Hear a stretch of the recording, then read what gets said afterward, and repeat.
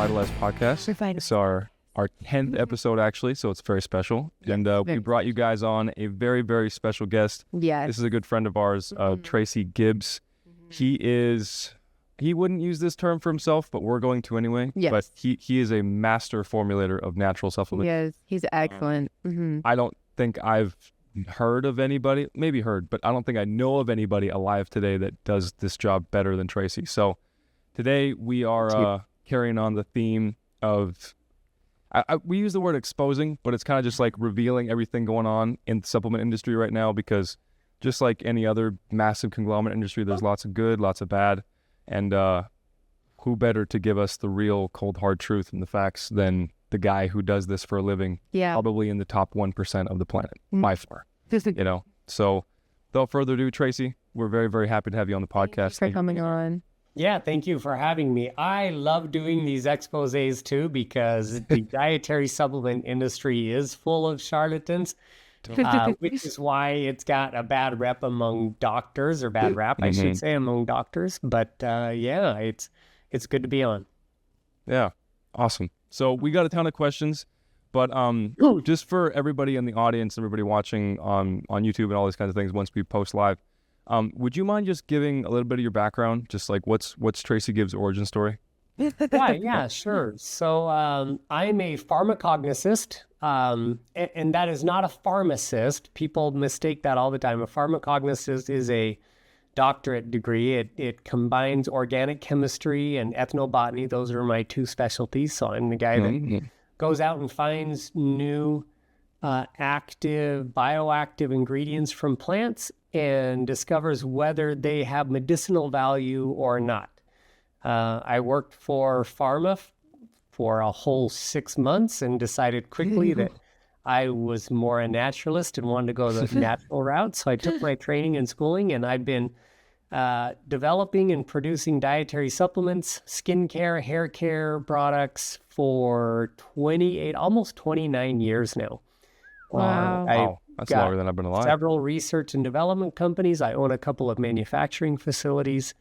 So yeah, I've been doing this a long time. That's me in a nutshell. I formulated somewhere in the range of 1,200 products in 16 different countries for well over 60 companies. My products have sold roughly $6.5 billion in revenue. So very qualified.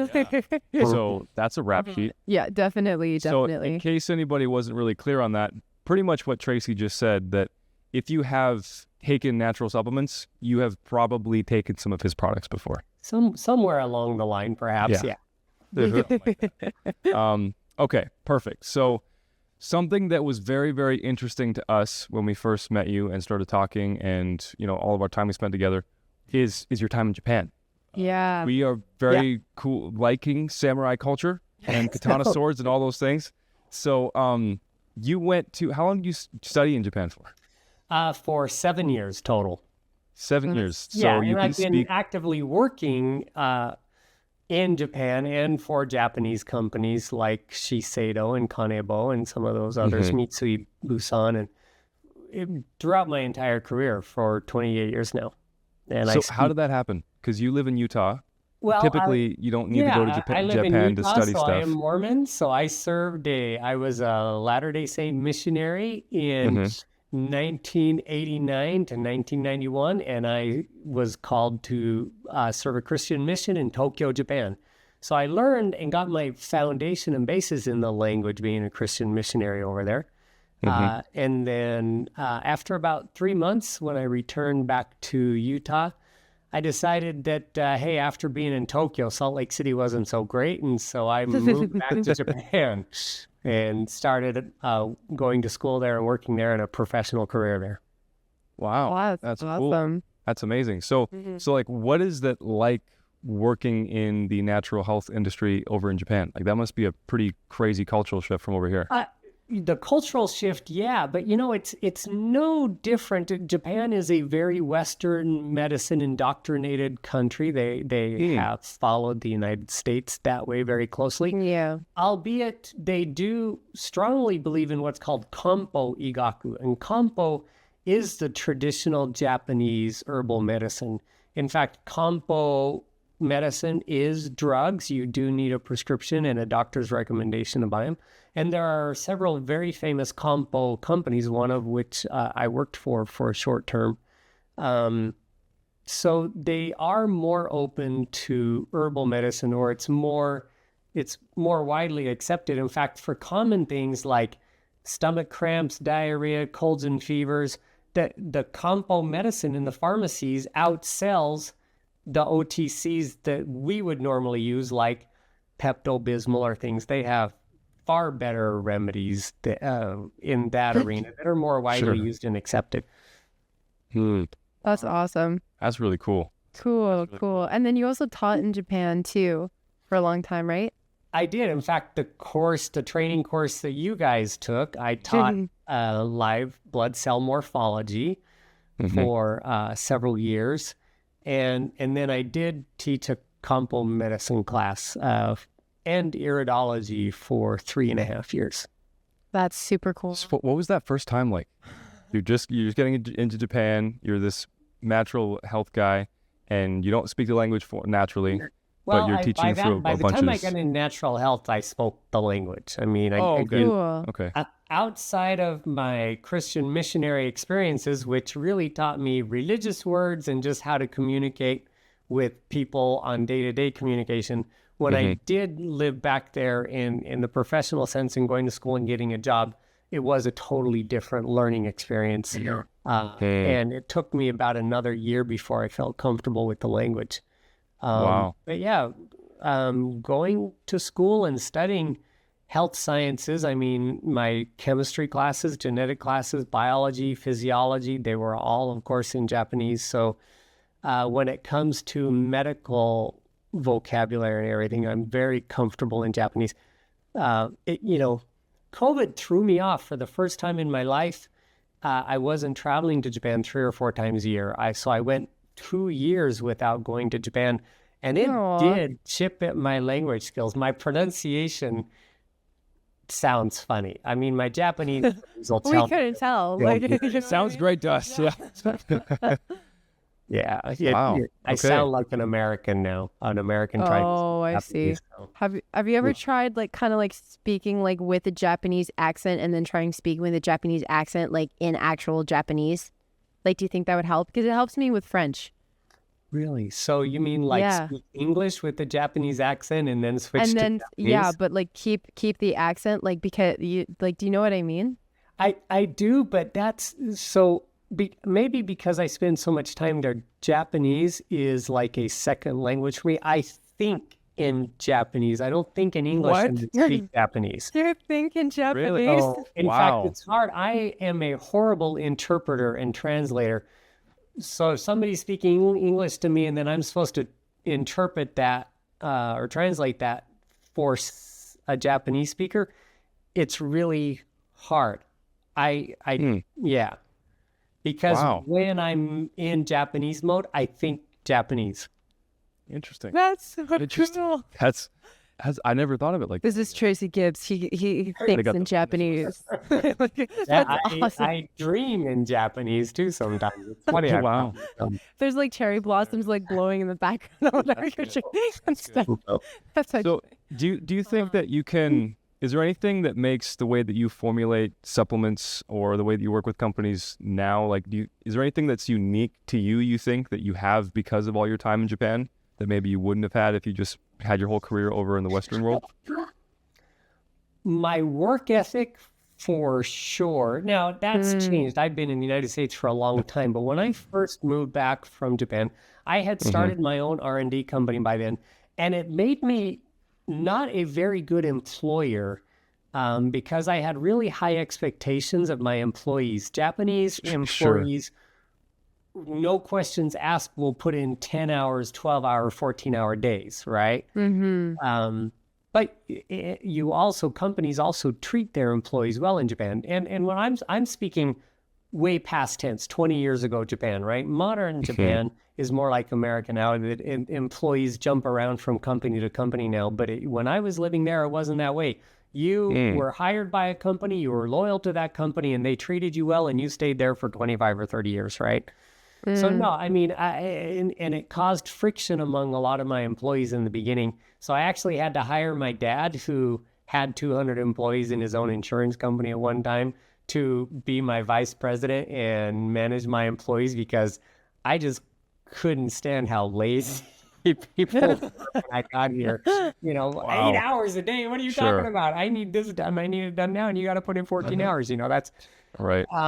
But from a formulation standpoint, I do have a good background in Eastern medicine, and because of my schooling, Western medicine. And so I look at human physiology and how different herbs work. For example, a normal herbalist would say something like, oh, take 3 parts lavender and 1 part chamomile to make an herbal tea. That's not me. I'm like, okay, we need 500 milligrams of lavender that's standardized to 2% lavandin, because I need at least 8 milligrams active lavandin. And in the chamomile, I've got to have a standardized extract. So I look at formulating as a very scientific procedure, not a energy herby, you know. The ancient people used it this way, so we're going to Added use some it crystals and Yeah, no. that's not me. I'm a very, I look at active phytochemicals because it's the active properties in the plants that make the plant work. It's not the plant itself. Right. Yeah, for sure. Gotcha. How do you extract the nutrients from plants? Yeah. Like, Well, why would you get to that? I What's don't the whole actually- process? Yeah, so I know how to do that, but that's not what my company does.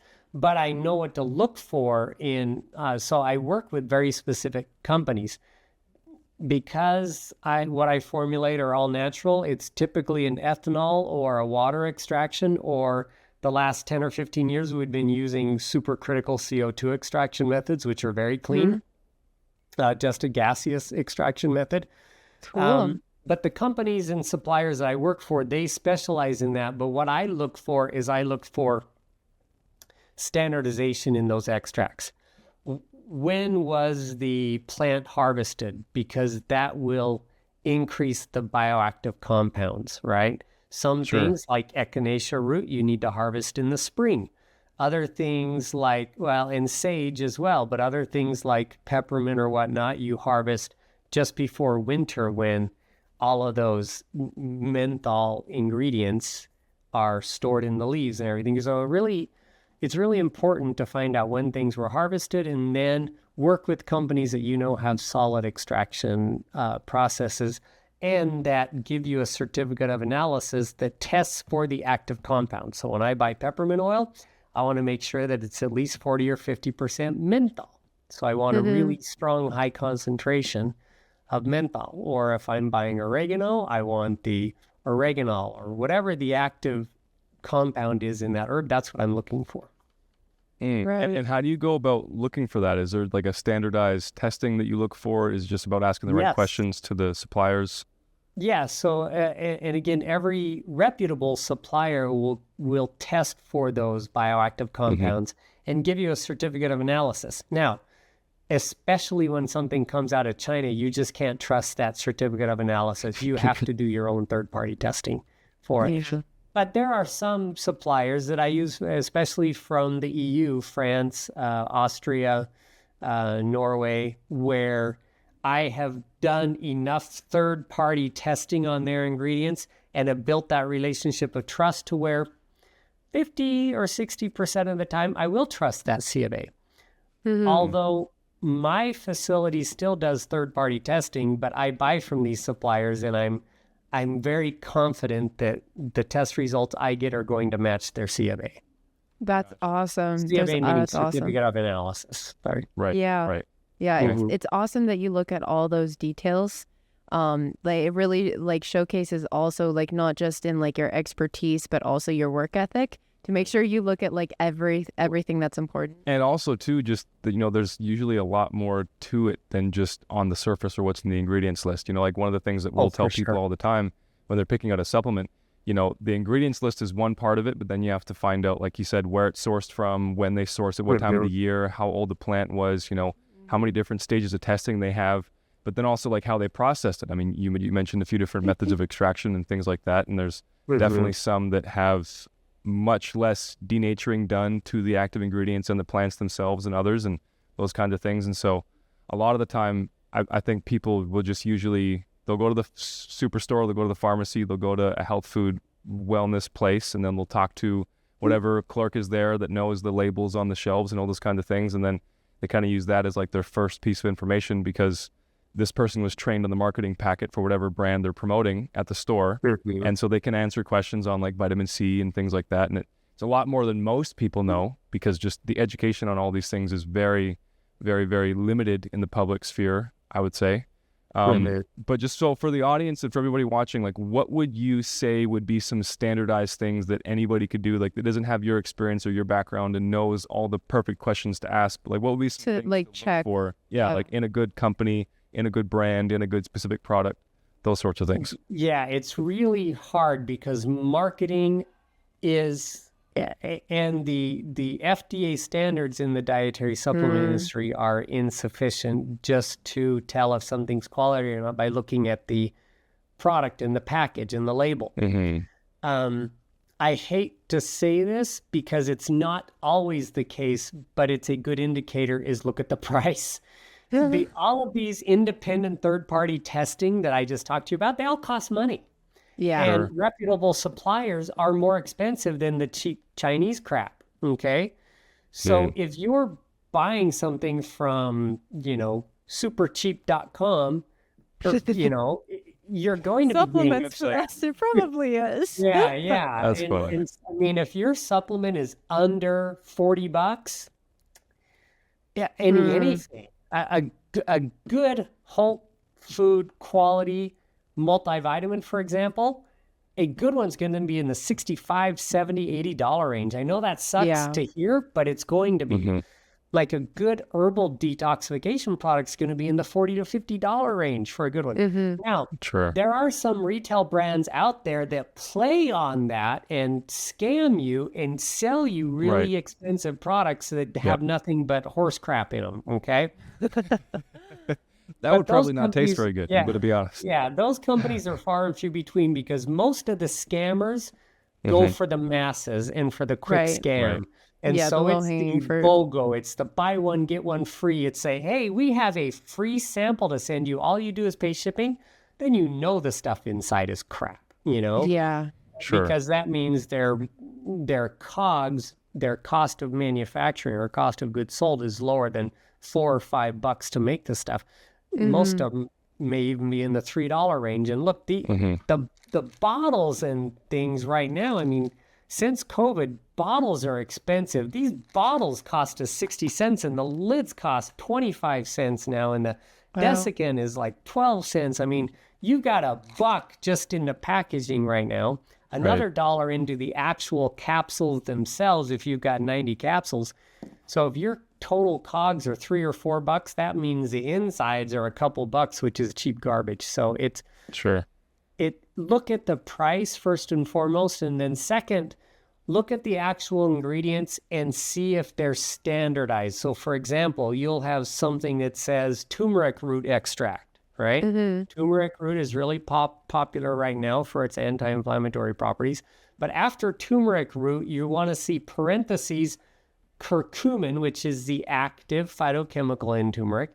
And it should be a good quality one, should say like curcumin 95% standardized. Or if you're looking for milk thistle for your liver, it should say standardized to 90% silymarin or something. You want something that's pure active ingredients, not just the plant. If it just says valerian, or if it just says turmeric root, or if it just says ginger on it, don't buy it, because the herb means nothing. It's the active phytochemicals in the herb that mean everything. Right. Yes. Right. That sounds good news. Okay, so we check the price. Obviously, while we're checking the price, we do some research on the actual company themselves, maybe see how long they've been in business, because if they're super scammy, they're probably not going to be around for a long time. So, if they're charging premium and they've been in business for 30 years, more likely that the premium price is because of the quality. Websites on quality control and things like that. I mean, everybody says they're high quality and they do this and do that. And for sure. Most of it's bogus. So, for example, I've been looking at companies claiming to be liposomal. I've looked at about 30 different companies claiming to be liposomal. None of them are actually liposomal right now. Okay, so that's a sciencey word. Most people probably don't know what that means. Just real quick, could you explain what liposomal is, what that process is like, why it's good, why it's bad? Yeah, a lot of people are trying to use advanced delivery technologies right now because tablets and capsules are kind of a thing in the past, right? So they're looking for ways to get more nutrients into your bloodstream. And I created a company about 5 years ago called Nano9 that uses a nanotechnology. And being a nano company, we can also produce things like micelles and liposomes.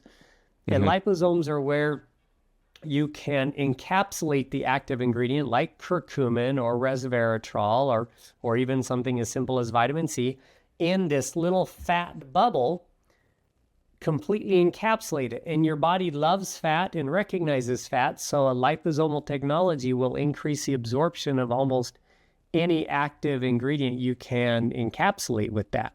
That's really cool. It's a very expensive process. It's a very complicated process. Pharmaceutical companies use it. So unless you have the know-how that like Big Pharma has, which trust me, almost nobody does in the dietary supplement industry. I mean, you've got Dr. Mercola out there selling a liposomal vitamin C in a capsule. And your first understanding is that liposomes are liquid because they're water and fat combined to make this fat bubble. So if it's not liquid, you can't have a liposome in a powder, period. Can't. Right. Yeah. So if you see anything that's liposomal that's a powder, it's a fake. Gotcha. All right. So everybody write that down. If it's not liquid, it's not liposomal. Yeah. I mean, are there any other... Oh, sorry. Are there any other big marketing buzzwords that are going around these days or that have been popular for the past while, like liposomal or something like that you think people should be aware of or know to look for or, Yeah, nano's a buzzword right now. And again, I have, a very expensive machine, almost cost me $100,000 to purchase. It uses blue light wave scattering technology. It's a little laser that shoots into the sample and bounces light fragments back to analyze the nanoparticle size of specific molecules. There was 21 some odd companies we tested that claimed that they were nano. Not one of them were nano.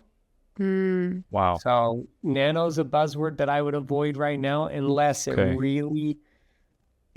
on the certificate of analysis, it actually shows you a particle size. So if you see something that's nano, just contact the company and say, hey, show me the particle size of your ingredients. Right. Okay. That's perfect. So that's what I was just about to ask, because you mentioned the CTA, the certificate of analysis. Is there any way that the public can get access to those kinds of things? Because I know like a lot of the time in our experience, we'll call a company or we'll tell a client of ours to call the company. And we're like, hey, can we get the information on your manufacturer so we can contact them and verify the sourcing of all these things? And they're like, you can't do that because it's red tape and it's proprietary. Like, is there any way that someone could get access to those bits of information? No, nobody's going to tell you their manufacturing facility because nobody owns their own manufacturing facility. I mean, again, I own 2 manufacturing facilities and I make products for dozens of companies out there, more than dozens. I mean, probably over 100 companies I make products for, because it's expensive. And they're not in the business of manufacturing. They're in the business of selling. So they own a retail website or they own a store or whatever, right? So they don't manufacture. But it's hard because there are reputable manufacturers and there are some out there that are not. Totally. It's difficult. I look for NSF certification, and I hate to say that, but it's true. NSF standards are quite high in the industry. At least you'll know that what's on your label is what's in your product. If it's got the little NSF logo on it. Gotcha. It just says NSF in a little circle, and that'll be on the label. Right. Then you won't really need to know the manufacturing facility. If you ask for a certificate of analysis, most companies are going to say, no, we don't share that information. And look, I get this all the time, though. I get people calling me and asking for certificates of analysis. The problem is the C of A also has the formula on it, too. And that is proprietary information. So nobody likes to give that out. Sure. And I tell people all the time, oh, are you, you want the C of A? Are you calling from your McDonald's drive-thru right now? Are you getting a C of A on the Big Mac you're just about to shove down your throat? That's true. Right. That's true. Dietary supplements are food, you guys. And if you're not asking Campbell's Soup for their C of A, why are you asking your supplement manufacturer for a C of A? Totally. Or getting a C of A on the really made apple sense you to bought us. from the grocery store, because who knows how many pesticides or herbicides on that. Totally. So I look for the quality logos. I look for non-GMO on the label. I look for NSF certification. I look for organic certifications. Not all the time, though, because the USDA organic standards are quite low in this country. So that's even hard. Canada would be better if you had the, Canada Health seal on them. It's past some type of quality control. Okay. So look for those quality symbols on the label. And if they have those, it's probably a more reputable company. Gotcha. Okay. So, there's obviously lots of information that most companies won't want to share because, like you said, it's proprietary or just, for all they know, we could be competition. We could be at another competing company pretending to be a customer, trying to get info on all their stuff. But are there any questions or maybe a certain type of job at a company if a person holds that job, they have to have a certain level of education or knowledge and all these things, like certain questions we could ask that we could maybe get around a little bit of the red tape and the average consumer could find out more about the company or the formula or the processes behind it all, that sort of thing? Yeah, so every reputable company will have what's called a QA, QC, or quality control manager. And if it's a big company, those will be separate jobs. It'll be separate people. Quality assurance and quality control are two separate categories, where quality assurance is a lot about document control, making sure you get all the certificates of analysis on every single raw ingredient, where quality control is more about the process. So a good company and a larger company will have both a QA and QC manager, and you get asked to speak to the QA and QC manager. But even then, I don't know if you'll be able to get through the gatekeeper, if their front desk receptionist will even let you talk to those people or not. Gotcha. It's hard because look, try getting this information out of Big Pharma. Impossible. No way you're going to get that information. It's never going to happen. So at least a dietary supplement company is somewhat open to considering allowing you to talk with those. That's where true. Pharma, it's like the gates are closed. And we see all the time crap coming out of the pharmaceutical companies and recalls and people dying. Yeah. Tylenol in and of itself, children's Tylenol. This is a stat people don't like to hear, but it's absolutely true. Over 20,000 infants die every year from children's Tylenol. And yet, how many people die from dietary supplements each year? Zero. Okay? Well, that's like trying to say how many people die from eating salad or having a smoothie. Yeah. Oh, man. Oh, wow. Dietary supplements may not always be efficacious, but at least they're safe, Right. Yeah. Gotcha. I hear you. Gotcha. If there was a one thing that you could change, like if there was anything you could change about your field, what would that be? Like pretty much your biggest thing that you would want to see changed. Boy, it would be nice if the white label companies would go away. Yeah. I can name them. I'm not going to name them. Sure. But there are like 4 major manufacturers who do nothing but white label. They create crap. So they'll create 50,000 units of each of like 200 different SKUs, 200 different products. And it's like a garbage multivitamin, a garbage detox, a garbage antioxidant, a garbage immune booster, a garbage omega product. And it's just cheap crap. They're $3 to $4 to manufacture. And then they'll go out to companies and say, hey, these are all the different products we have. And for as little as 100 bottles, you can slap your own label on it. Because their goal is about mass. There's no... And so, trust me, if you go to the pharmacy, you will find the exact same formula with 8 different labels on it and 8 different prices. They're all going to be in the $15 to $25 range, and you flip them over, and they're the exact same ingredients because they're buying them from the same company. Amazon, that 99%, because look, everybody's talking about hey, you can start your own online shop, or you can start your own Amazon account. Yep. Well, how do drop they do shipping that? supplement They go to label, 3 clicks away. They go to these white label manufacturers, and they only order 100 bottles or 200 bottles because they're just starting out and they don't have a lot of money to invest. Yep. Yeah. And Amazon and these online shops are full of these crappy products that are not high quality because it's all about the masses and quantity and price. Companies like mine, and there are several of them out there, I have competitors, are custom contract manufacturers, where we customize your formula, where nobody else will have anything like yours. And in Utah, especially, where we are kind of the mecca of the manufacturing industry, there's 24 contract manufacturers here, and we produce about 75% of the world's dietary supplements right here in Salt Lake City or along the Wasatch Trail. Wow. That's a lot. And if you can find a custom contract manufacturer, Utah law, because it's a large industry here, dictates that your formula, in order to be custom, must be at least 20% different in either ingredient amount or ingredient quantity or ingredient type.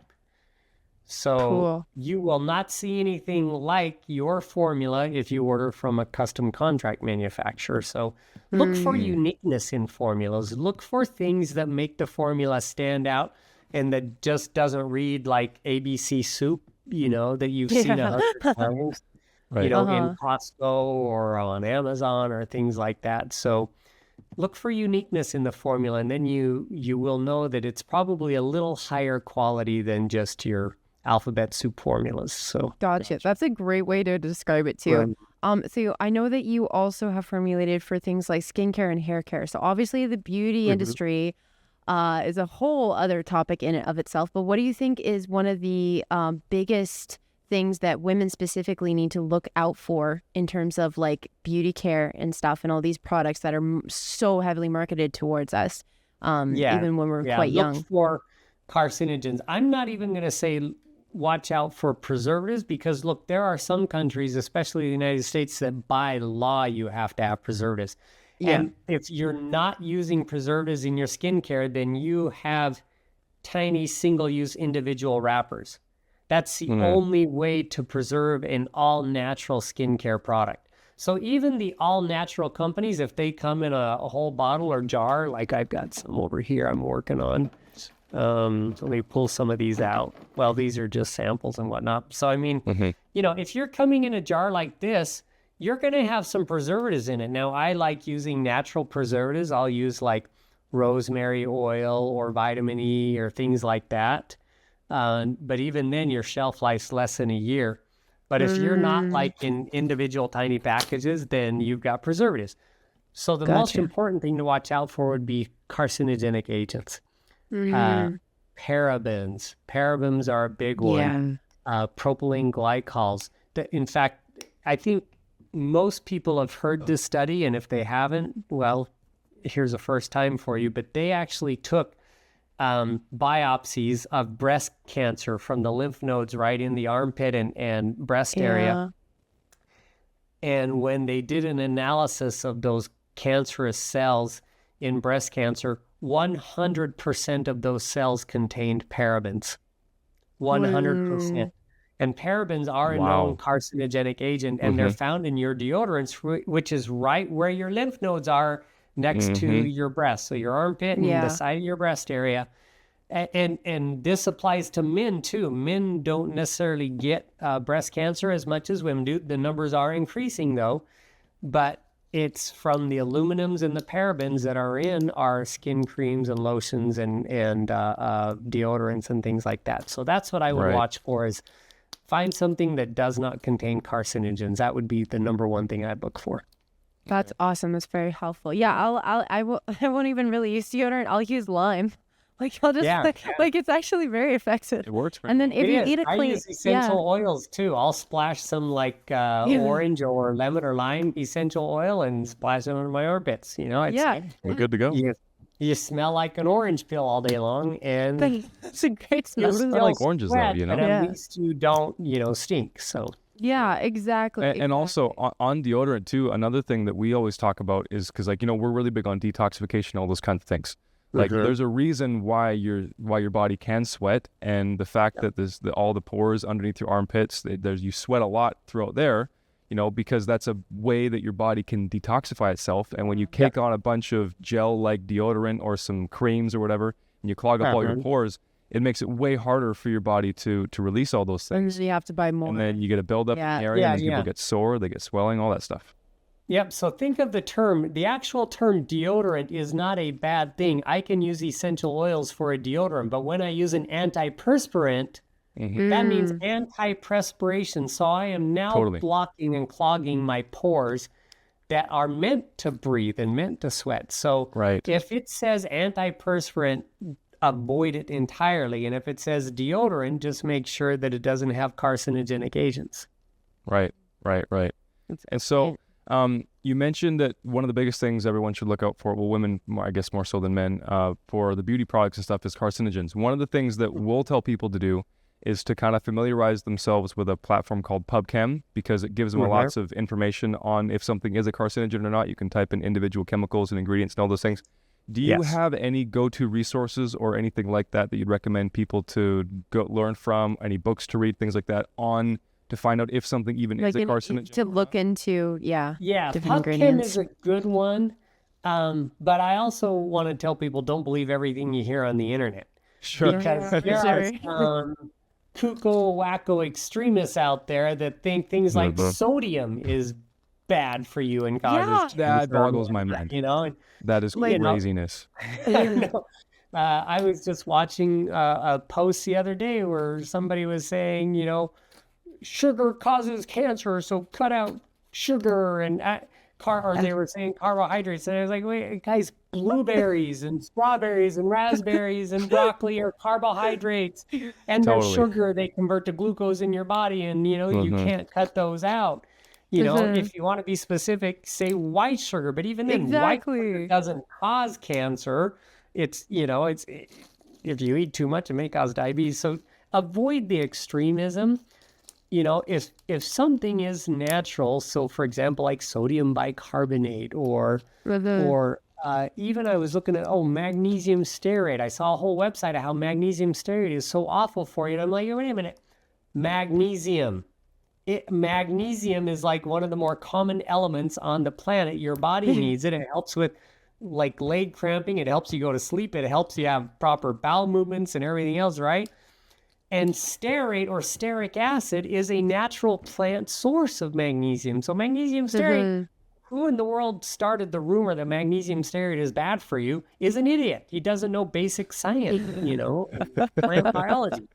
But something like magnesium oxide, now that is different. Magnesium oxide is the rock form of magnesium, and your body, you shouldn't be ingesting rocks, okay? So that sort of makes sense. Yeah. I think I could agree with that. Probably a good idea. I haven't found rocks to be a staple part of anyone's nutrition. Right. And a lot of like our iron oxide, a lot of the types of minerals, not just in your skincare cream, skincare especially though, cosmetics use a lot of oxides, which if you're applying it once in a while, like those natural mineral coloring, eyeshadow and things like that, once in a while I think is okay as long as you wash it off before you go to bed. But to do that daily is not healthy in anybody's life. So just avoid oxides, avoid those type of things. But that's a great point to add too, because there are a lot of people on the internet who are like, don't eat this, or this is bad. But it's like, if you look at it a certain way, technically anything can arguably be toxic under certain circumstances. 50 eggs in one sitting. You're not going to have it. Probably not the best idea. If I only ate carrots and ate nothing but carrots, or did a banana diet to lose weight or something, that could be harmful for me. So I have to remind people all the time that humans are omnivores. Omnivores means wide variety, right? We need a wide variety of things. And if we do any of these stupid like Atkins diet or paleo diet, or anytime we restrict our diet, we're actually harming our body. I'm just really happy that I'm not the one going on the rants this time, because normally I'll talk all the time, and then I'm the one that's at risk of saying something dangerous or controversial. It's nice to be the listener for a change, so this is great. And one thing I wanted to point out, just it's really hilarious. Like, you're sitting in your office, you know, and we've seen like most of your office. We know all the books you have and everything like that. But it's just like within any arm's reach, you have like, okay, so here's a skin cream product, and here's some pills, and here's another bottle of stuff. You know, it just really shows that you're in the thick of it. From home a lot. A lot of formulation is on your desktop computer.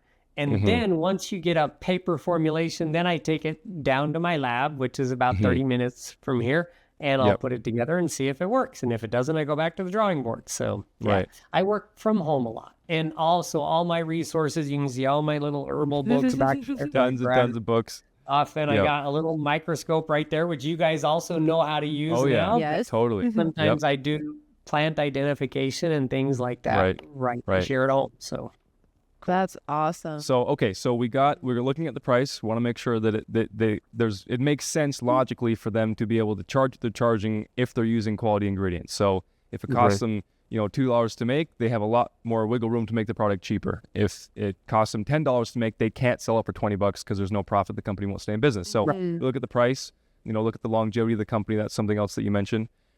Check the ingredients for uniqueness to see if it's just a copy and paste sort of thing. And then it was really hilarious. I could tell that this question really hit you deep when we asked about what you would change in your industry right now. And the first thing came instantly: white labeling companies. Those dumb white label people. You know, is there anything else that you can think of maybe throughout the processing of taking, you know, from point A to point B, finding a plant, taking a plant, extracting it, turning it into a pill or a capsule or a liposomal liquid? Everyone. Liquid. And then bottling it, packaging it, putting it on the shelves, things like that. Is there anything else that you think would be important for the average consumer to know, or maybe like a very common misbelief that most people think is true because it's been marketed a lot? Kind of like what you mentioned about the liposomal things and the nanotechnology, like none of them have it, you know? Yeah. Anything like that that would be important for... Probably one of the most frequently asked questions that I get are, can I take this product, this dietary supplement, with my prescription drug? And the pharmaceutical industry has done an amazingly wonderful job of marketing these as harmful, right? Or don't take dietary supplements with your prescription drug. Okay, I want you to think of the actual word dietary supplement. What does that mean? It means a supplement to your diet. They are food. These are food ingredients, okay? They're found in turmeric. So that would be like saying, can I eat Indian curry when I take my blood thinner?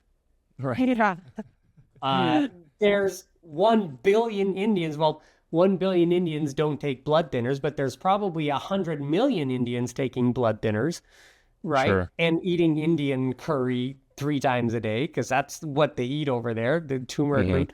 You know, dietary supplements are food. And I wrote a whole book on this called My Home Pharmacy about drug-herb contraindications. And there are little to none, okay? The fact that doctors tell you that there's a whole bunch of contraindications is complete bullcrap. It's a complete farce. I know the chemistry properties, so and the physiological functions of these active phytonutrients. And again, if you have a good formula that is formulated correctly, despite what the governments tell us we can't say, because we can't legally say this, and I'm not promoting any product right now, so I can say it here on your podcast. There are multiple clinical studies that show that many dietary supplements work better than drugs. Every time the FDA tries to regulate a dietary supplement, it's because it works better than the drugs that are out there, and they want to make it into a drug. Like CBD, they're trying to regulate CBD. It works great for anxiety and seizures, epileptic seizures. There is no drug that will stop an epileptic seizure, but CBD will stop it. There are very few blood pressure medications that actually lower blood pressure, but a combination of curcumin and boswellic acid lowers blood pressure better than most medications do. So because I'm not promoting any particular product, I can say this right now. It's legal to say. Many dietary supplements, if formulated well and contain the right active ingredients, work just as good, if not better, than drugs. That's awesome. And there are no contraindications, very few, because they're foods. They're just foods. Now, there are some, if your doctor tells you, not to take this drug with a very particular type of food. For example, there are some heart medications that you shouldn't take while eating grapefruits or limes or lemons because they contain a particular phytochemical called neurangen. And neurangen blocks those drugs from entering the liver. So in my opinion, that's a good thing. But, to a doctor, it's bad because he wants that drug in your liver and he wants it to work. But it happens to be statin drugs. I hate statin drugs. There's no need for statin drugs. That's one of the biggest scams of the century right there, too. So anyway, even the known contraindication between statins and neurangen or citrus fruits, to me, is a farce because the one drug is unnecessary and statins are unnecessary. So. Yeah. Gotcha. Yeah, for sure. And another thing too is you think about just the human body as a whole. It's an organic machine. It's all natural. It's all organic. So it makes sense that it takes a natural approach to heal or an organic machine. But to take a synthetic approach to heal an organic machine, that seems so backwards. Just that alone. And that's just one thing I was thinking about. And what you said.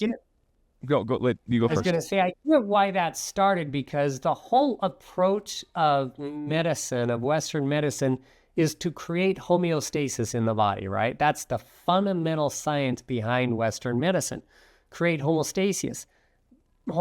But what they have done wrong is they use synthetics to try to manipulate those numbers instead of using what we call in our industry adaptogens, or things that help your body regulate itself.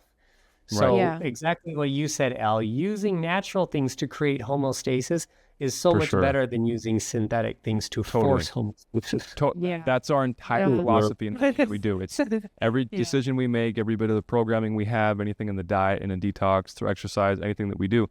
It's it's all focused around just trying to get the body it's the body that's its own jobs as well as possible. Right? Just help the body, but it's the body that's the And so I really like what you brought up about how you were comparing some natural dietary supplements to some pharmaceutical drugs and comparing the efficacy of those and things like that. And I think that's a perfect segue to a question that I really wanted to ask you. And that is just in your expert opinion, because obviously you've been doing this for pretty much 3 decades now. You've worked with many, many, many different kinds of companies. You have experience with formulations that probably 99% of people on the planet will never even hear of. From all the things that you've seen supplements actually do to people in the real world practically, based off what you know and your medical training, your background about what's the biggest issues people face today with their health and all those kinds of things, what would you recommend as a top 5 or a top 10 list of supplements or dietary types of formulas that you think everybody should look for and try to make sure they have in their cupboards because they get the best bang for their buck and it will do the most for their health long term? Yeah, so when you're talking about just nutrition, right? Preventative, there are many dietary supplements that are problem specific. I can't say disease when I'm talking about supplements. Problem specific. And those are great. And they work great for those specific problems. But you said everybody, and not everybody is full of problems. So when it comes to something that everybody should be taking a really good whole food, meaning food-based multivitamin.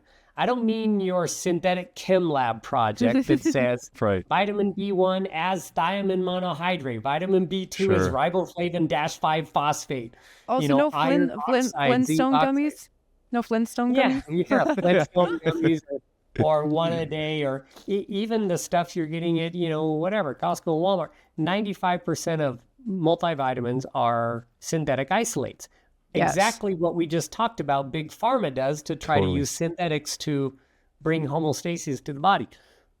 Use something that says, hey, our blend of seaweed and algae and barley grass and this and that and acerola cherries contains all of these vitamins and minerals, right? So it should read like a recipe, a food recipe, instead of a chem lab project. All right.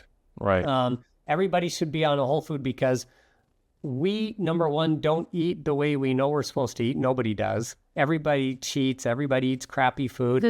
Even I am guilty of being in that McDonald's drive-thru line once a month. It happens. I'm going to pretend I didn't hear that.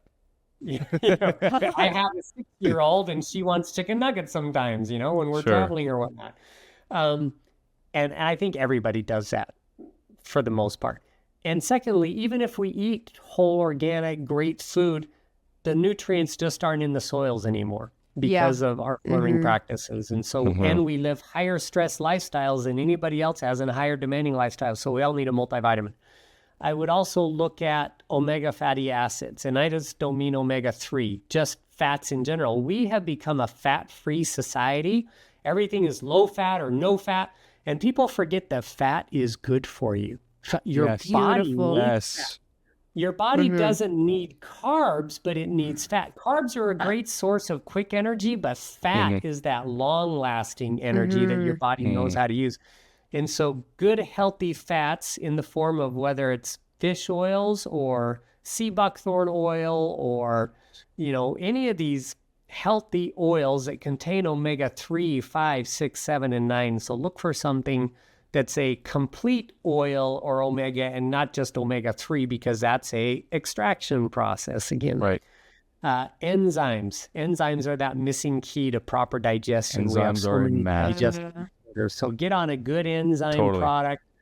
And if you're going to continue using crap like crappy toothpaste and crappy shampoo and crappy skincare things, then get on a good daily detox program. Right. For sure. Okay. Those are your basics. Gotcha. So a whole food multivitamin, a complete fatty acid supplement, omega-3, 6, 9, all those things. And just, overall, you mentioned about the daily detox, just overall good lifestyle, that sort of thing. Yeah. Okay. And then what would be your recommendations for like top supplements you think that can solve, those problem specific type things that you think of, like some of the most effective ones that if somebody maybe has this kind of issue, look for this sort of ingredient, this type of capsule or formulation or processing techniques. Sure, go for it. Are you I allowed am a to? formulator. I have created some products that I take myself. In fact, I keep one right here. I take the one. Yep. It's the only nutritional supplement you need. It's got, again, all the whole food vitamins and minerals. It has enzymes. It has 9 strains of probiotics. It has all the omega fatty acids, all in this handy to use, little packet here that you just take every day. Very nice. Shiny. So, and that's from your company, right? LiveWise? Yeah, LifeWise. LifeWise, sorry. Yeah, gosh, that is kind of the culmination of all my formulation experience and all my beliefs on whole food and organically sourced and sustainably sourced all into one product. And it's not cheap. It is a little more expensive than even the prices I shared with you because this is extremely expensive to manufacture an all-in-one, but it's $78. But if you went and bought an omega fatty acid, it would cost you $25 for a good one. A good enzyme's $50. A good whole food multi is like $60 or $70. A good enzyme supplement is $60 or $70. So it's a $300 product for $70, $78, Sure. No, that's actually pretty good. Sounds like a good deal. Honestly. Yeah. I take it. My wife takes it because it is all vegan. We use a vegan source of omega fatty acids. I blend it into my daughter's smoothie because it is whole food. Kids can take it. Senior citizens can take it. It's kind of the all-in-one. That's why we call it the one. The one. That's awesome. I like that. Okay. Awesome. Yeah. All right. Well, you're an incredibly busy person. We don't want to take up a crazy amount of your day, but one last thing that I would like to know, just this is kind of a for me type of question, but I think the audience can benefit from it too. But okay, if we learn one thing about you from this podcast is obviously you're very well educated and very knowledgeable in the things that you know. And you care about what you do because we wouldn't ask you on just because obviously you're very highly qualified, very experienced and stuff. You know what you're doing, definitely. But we know that you genuinely care about humanity and you want a healthier world. Well, you can see that in the passionate answers you get. Absolutely. Well, just no one has that kind of off the cuff white label companies. They suck. Nobody has that unless it's something that they care about. You know. But the question I wanted to ask you was, I mean, unless somebody wanted to go through 30 years of medical training, they wanted to travel the world, go to Japan, all these kinds of things, to know what you know, like just an average person, maybe they're a mom who's concerned about their children, maybe they're, just a regular person who wants overall better health as much as possible. What are some go-to things that you can recommend as people, maybe some books to read, some doctors to study, some, online colleges to go to, or some courses to take, things like that? Other than following you. Yeah, obviously we're going to go over that in a second, but what are some places or things that people can go to learn and educate yourself? Like, what do you do as of right now to continue your own education and keep learning? Yeah, I've got a couple of core books that were really my mentors. I look at Back to Edom by Jethro Klaus. Okay. Klaus. I think it's pronounced Klaus, but it's C or Klous, something like that. Yeah. Yeah. I look at Dr. Bernard Jensen. Yeah. I need to remember the name of his book about all the different types of minerals. The Chemistry of Man by Dr. Bernard Jensen. Yep. Right. Excellent book. Dr. John R. Christopher's School of Natural Healing, his book, Herbal Healing. These have all been great resources for me to use as a foundation to build upon. Sure. Because they were kind of herbalist type people, they weren't very scientific in how they wrote these books. So it's great for the common layperson to read and get a basic knowledge of the different herbs and how they work. But then when you go to make your own recipes, you don't know what 1 part this and 5 part that and 3 parts that mean. So use your home digital scale and weigh things out. Say, hey, I'm going to use 100 milligrams of this. If they say 1 part and 500 milligrams of that and whatever, and right, make your own recipes. So gotcha. Okay, cool, awesome.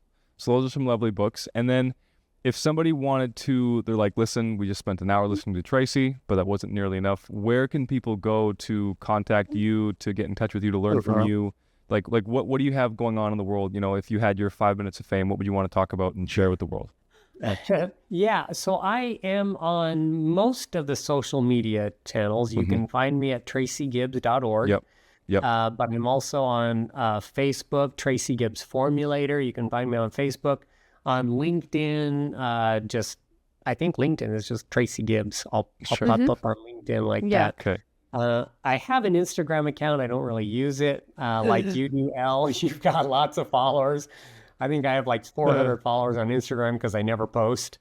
Sure. I feel that. I feel that. Yeah, you can message me there or any one of those platforms. I have recently started outside of my manufacturing. I mean, if you've got a cool formula that you think you want to have made, and you've got enough customers that you can handle a minimum order quantity of 2,000 to 5,000 units, then reach out to me and I can help you make your idea into a reality. But if you don't, you're just a consumer. I have recently started a retail, I wouldn't say retail, it's an affiliate-based program called LifeWise, where I've created some of my best formulas, and you can purchase those retail, and that's at lifewise.biz, not .com. Everybody tries to go to .com, and it's lifewise.biz. Okay, all right. You can find me there too. Perfect. Okay, and so we're going to have all these links and everything that Tracy just talked about in the show notes, all the studies you mentioned. I mean, I'm definitely going to like to spend some time after this picking your brain on a few of those articles that you talked about specifically, so we can share those with everybody else. Yeah, you have the time. But, just in closing, is there any final advice or any words that you would like, if you were just speaking to the masses, is there any message you want to put out there? Is there any question you want somebody to ask themselves, or piece of information you think that people need to learn, that sort of thing that you can share? The reason why my partner and I named our company LifeWise is we want people to live life wise. Don't be stupid. Don't get into fads or trends. Use common sense. Whether it comes to supplements or whether it comes to your eating habits or what you're doing, try to be more in tune with your soul and more in tune with nature. And don't move to extremisms. I mean, I even carry that view in my political views or anything, there's too much extremism in the world and not enough love and tolerance. And we need to communicate better with each other, and look at the internet as a tool and not the gospel truth. This person said this online or whatever. Yeah. Be You mean that open online to forms aren't like change. 100% accurate? Is that what you're trying to tell me right now? Yeah. Opinions That's completely changing my entire mental thinking. That's ridiculous. I don't know if I can get so behind just- that. Just be wise. Wise is the application of knowledge. It's just not knowledge. There's so many stupid people that know so much stupid stuff. Right? I don't think I could have said it better Wisely myself. Applying your knowledge is wisdom. So live life wise. Yeah. Okay. True. Awesome. That's True. beautiful. That's beautiful. Well, Tracy, thank you very much for coming on. Thank you for your time. We're going to close up the recording in a second, and then we'll transition over to our live Q&A. But yeah, just, if anybody can take anything from this, I think it's just, ask lots of questions. Ask lots of questions. And live life wise. And live life wise, and don't just Don't be trust what you stupid. read online. Like Tracy said, don't just trust the marketing. Yeah. And then, if there is a route that you can go down to fix your problems and improve your health, that's natural. I think that's one that we can all recommend you look at first, or at least include in whatever else you're doing, because there's no real downside. Like Tracy said, natural supplements, natural methods, changing your diet, exercising more, getting better sleep, all these things, like Fundamentals. there's no side effects involved. There's no online database that is dedicated just to telling us what's wrong with all these things. Getting better sleep makes your life better. Yeah. Taking more vitamins and minerals makes your life better. Equality. So yeah, exactly. So if and there's one thing too that because I know there's people out there going to be thinking this as soon as you mention the whole price thing as one of your first piece of advice, listen, guys, if you're going to be spending 20, 30, 40 bucks on a dietary supplement that's not working, that's way more wasteful with your money than spending 60, 70, 80 to get something that will actually give you results. It's If you're buying something, you better make sure that what you're spending your money on is providing your life value, Yeah. right? Yeah, and what would even be better is stop spending $300 a month on cigarettes and alcohol and spend that on dietary It's a great idea. or Yeah. $120 on potato chips and snack foods, So That's something we can get behind. Yeah. Yeah. So Tracy, thank you so much, honey. You want to close out for us? I feel like I've done too much talking. No, I think we just, I loved how you shared, live your life wise. And we really appreciate you coming on, Tracy. Thank you so much. Thing is just there's so many, wolves in sheep's clothing out there. There's a lot of people who don't know what they're talking about and who will just share one piece of information without context. And then people are just really, really confused and really overwhelmed. And so we just loved all the ways, not just all the knowledge that you shared, but just, the real world experience that you shared. And people need to know this. They need to know that, just because you have one bit of piece of information doesn't mean you have the whole context of what you need to know about something. Right. And so that's why it's excellent to refer to experts who have real world results. Yeah. Because regardless of how many degrees you have, unless you have results, unless you have a good plenty of expertise and stuff of really helping people and making change, then you're not really proving that you know what you're talking about necessarily. For sure. Because you said, there's a lot of stupid people out there with a lot of stupid knowledge. But if it's not making a difference, We should put that on a t-shirt. right? If it's not making a difference, then how do we know they actually have wisdom? Totally. Because wisdom with knowledge means actual change. Because then it's it's kind of irrelevant whatever you're trying to do if there's not actual change happening. For sure. Like taking a low quality vitamin. Yep. It's, That's it. yeah.